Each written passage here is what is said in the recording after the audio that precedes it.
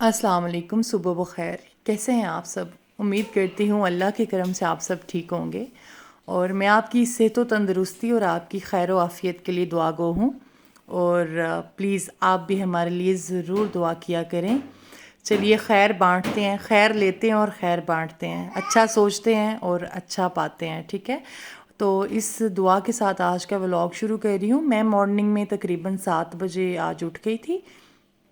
और ये मैं हस्बैंड ने मुझे अपने कपड़े दिए, न्यू वाला सूट निकाल के, तो वो मैं प्रेस करने वाली हूँ।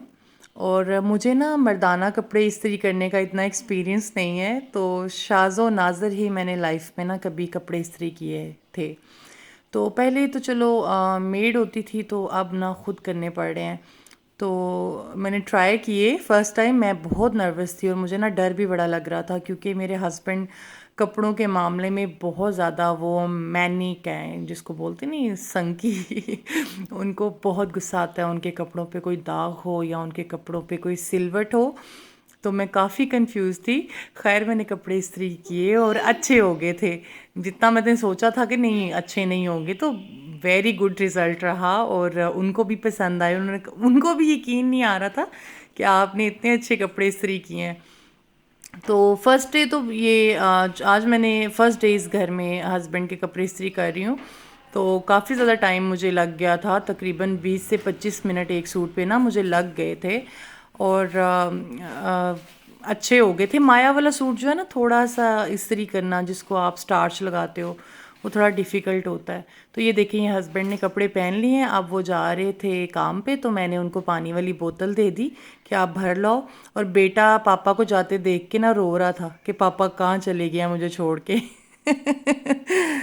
और जी ये ना तकरीबन 10-11 बजे का टाइम है और हम मार्केट गए थे।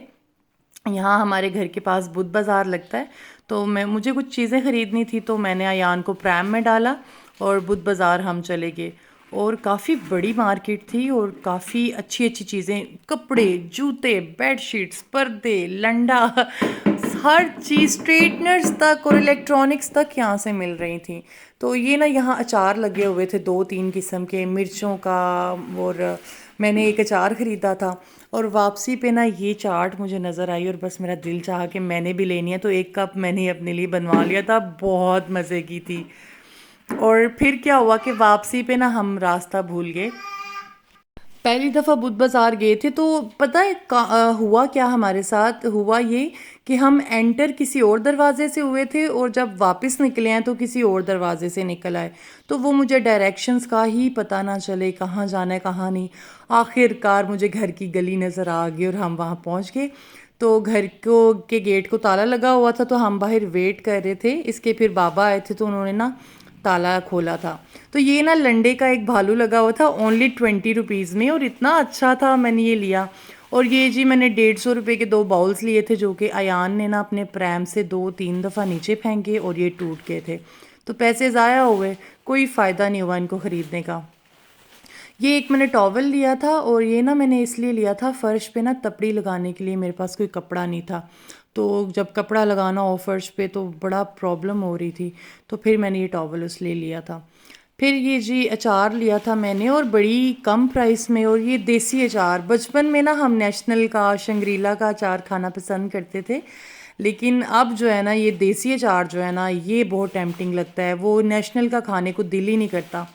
मेरे से तो रहा नहीं गया, मैंने ना अचार बस खोला और मैं खाना शुरू हो गई, और काफ़ी ज़्यादा मैंने ऐसे ही खा लिया। और इतना लजीज था, मैं आपको क्या बताऊं।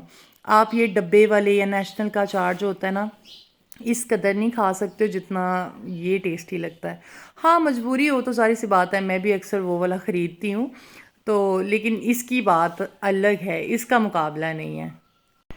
अच्छा, इसके अलावा ना मैंने लिए थे ये वाले कप्स, और ये जो प्यालियाँ नहीं होती हैं, कच्ची प्यालियाँ।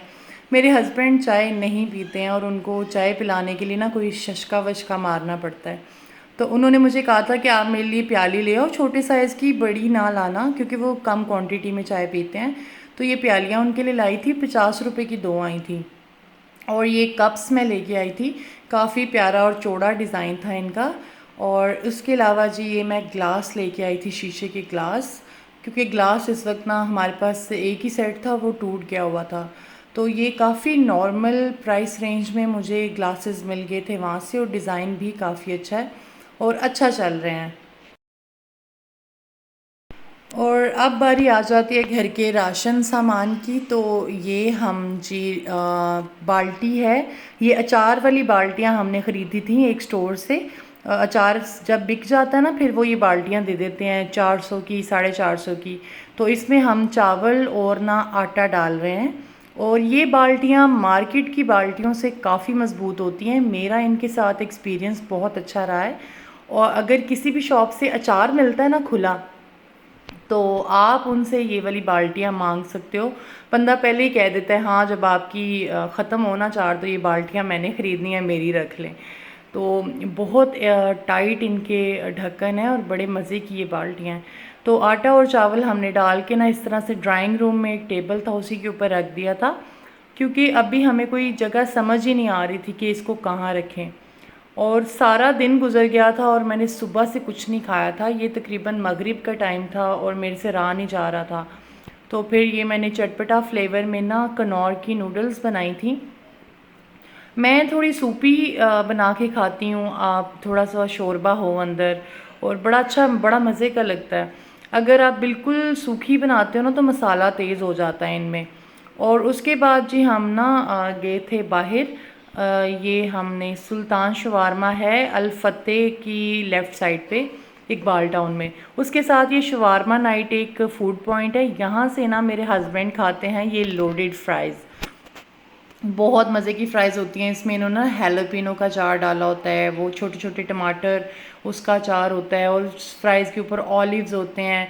उसके अलावा जिंगर चिकन के पीसीज होते हैं, और 3-4 किस्म की सॉसेस होती हैं इसके ऊपर। बहुत ही मज़े की फ़्राइज़ होती हैं, मेरी लाइफ की बेस्ट फ़्राइज़ हैं। तो ये खा के हमारा पेट भर गया था। और उसके बाद ना ये हस्बैंड मशीन जो है ना वो भी सेट नहीं की थी, उसका ना पाइप टूट गया हुआ था पीछे से, और ऑटोमेटिक जो मशीन है मेरी वो भी सेट नहीं की थी। तो मैं ना दान के कपड़े धो रही थी, ये हैंड वॉश ही कर रही थी क्योंकि उन्होंने पहन के जाने थे तो वॉश कोई नहीं था। और कपड़े धोते हुए ना हमेशा उसको 2 दफ़ा पानी में हंगाला करें। तो ये एक दफ़ा मैंने घंगाल लिया था, ये दूसरी दफ़ा घंगाल रही हूँ। फिर पानी से जो साबुन है ना कपड़ों से अच्छी तरह निकल जाता है। अब ये मैं उबलते हुए पानी में ना माया बना रही हूँ। ये जग में ना मैंने माया का पाउडर मिक्स कर लिया था पानी के अंदर, और उबलते हुए पानी में वो मिक्सचर डालो तो फिर गुठलियाँ नहीं बनती।